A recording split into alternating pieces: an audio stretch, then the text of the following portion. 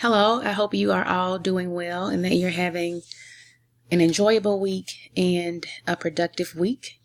This is our final topic for the semester, and it's honestly pulling us back to where we started in really discussing what does it mean to work from a social justice perspective? What does it mean to apply a social justice approach to education? And what that means for us specifically in human development and family science. What is the relevance? What is the importance for us as aspiring graduate students, for us as aspiring health professionals, counselors, therapists, psychologists, physicians, so on and so forth? How can we take what we've learned, what we've heard this semester, and truly carry it forward in our work? And so this will be really the focal point of this lesson for today. So we sort of situated the semester in this context of social justice education.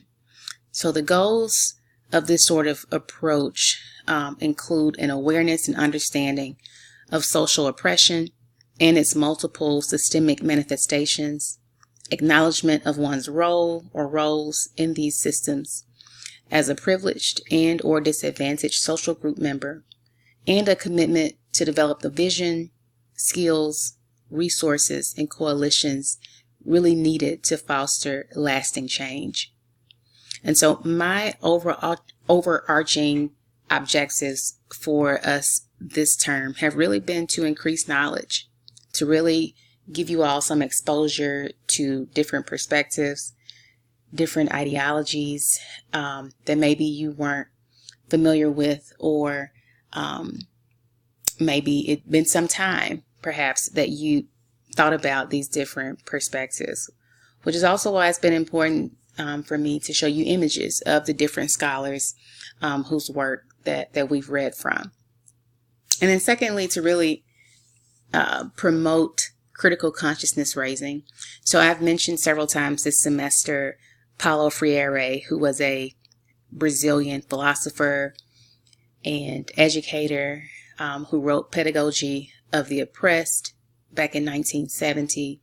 And in this text, he's really credited with coining this term of critical consciousness raising, and really helping us to understand how important it is to recognize how oppression persists on a systemic and a systematic level in society.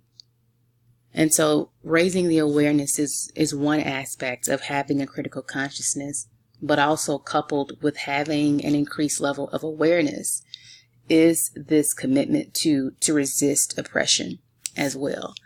And then lastly, establishing a critical hope.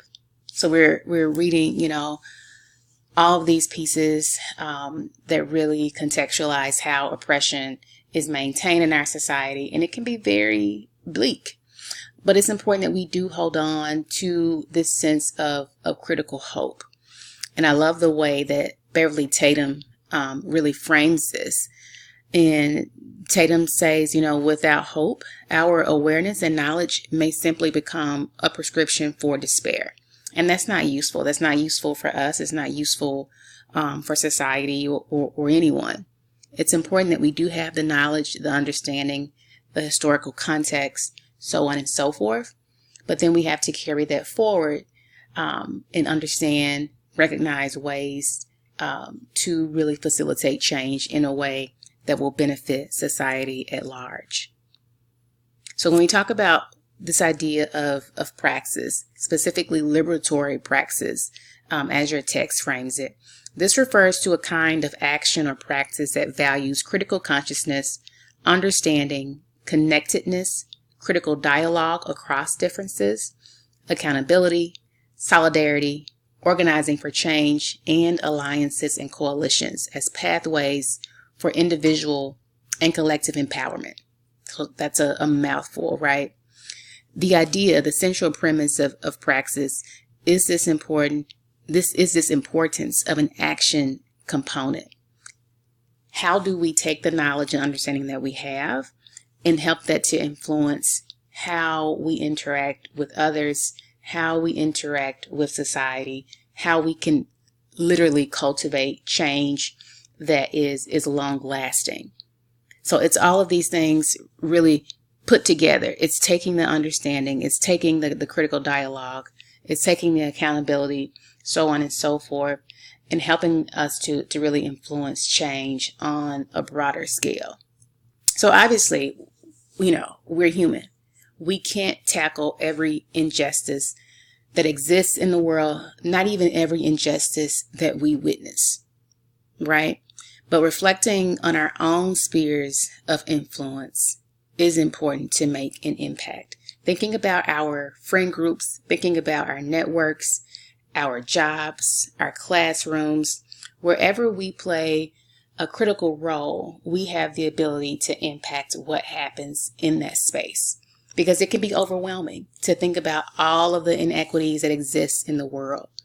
So don't do that, right? Or you can do that, but don't feel like you're burdened so that you have to tackle every injustice, because that's just not humanly possible. But think more practically, think more realistically about how you can influence your spheres of influence. And as we commit to combating oppressive systems, we consistently learn more about ourselves and how dynamics of exclusion, privilege, and oppression play out in our own lives across different contexts. And Audre Lorde in 1984 reminds us that working for change can be painful. So we also have to recognize when to pick up those burdens and when to put them down.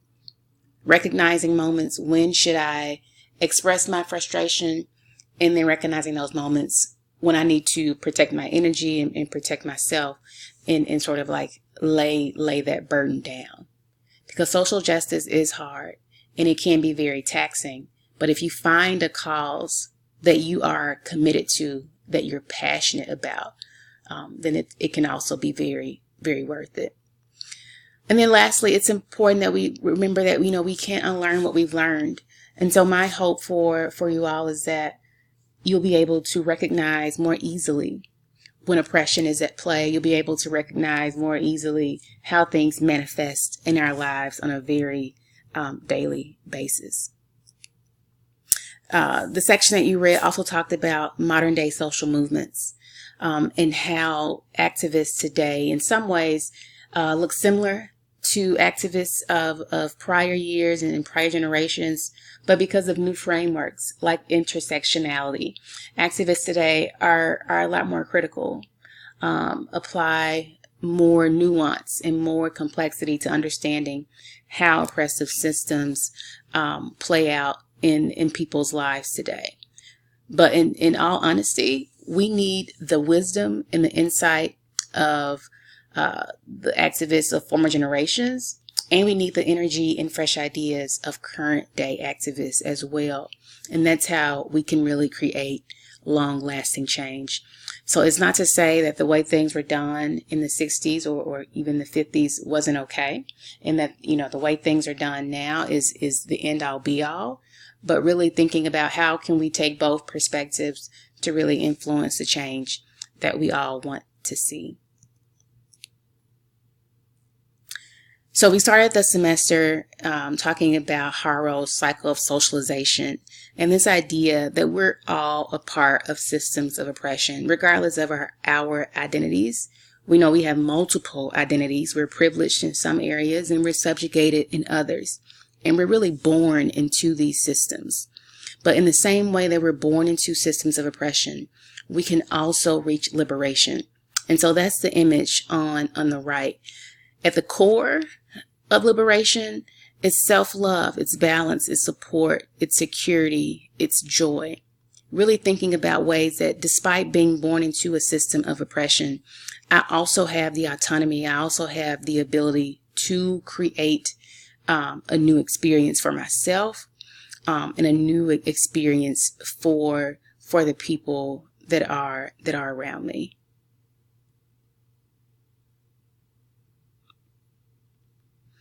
And then lastly, it's important that we remember Alan G. Johnson and the point that he makes about we have to dare to make people feel uncomfortable, beginning with ourselves first. Only having the awareness, only reading the content, knowing the scholars, knowing the article content, that's not sufficient. That's not enough. We really have to think about how we take the knowledge that we have and put it into action. So that's really where I want us to focus with the questions that I'm going to ask you to respond to at the conclusion of this video. And then also when we meet on Monday. My expectation is not that each of you will walk away from this course, having some title of being a community activist or even an ally. But it is my hope that each of you will walk away from this course having identified some aspect of society, identifying some cause that you feel personally passionate about, that you feel committed to, and begin to think about ways that you might influence the change that is needed. And even in saying that, we have to be careful, because not always is the change that we want to see the perfect solution.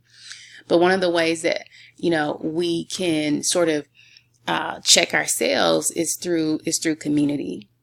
There really has to be a collective vision for change. It's not just about, well, I have the answer. Leslie, I know what's best for a certain group of people. It's partnering with people from different social locations, people that have different perspectives, and really cultivating a shared and collective vision for change. So this is what I want to leave you with. Daring to make people feel uncomfortable, beginning with yourself, naming social injustices as you see them, not necessarily calling people out, but acknowledging that these things are occurring, and really figuring out how you can use your power, how you can really use your privilege to influence the change that we need to see that will positively impact society. So you will have a very short, quote unquote, survey to respond to via Google Docs. And you'll have until the end of day on Friday of this week to respond to those questions. As always, feel free to email me if you have questions, concerns, or about anything. I hope you enjoy the rest of your week. I appreciate your flexibility in my schedule or working with my schedule this week. And I look forward to seeing you all on Monday. Have a great rest of the week and also have a great weekend. That's all for now, and see you all later.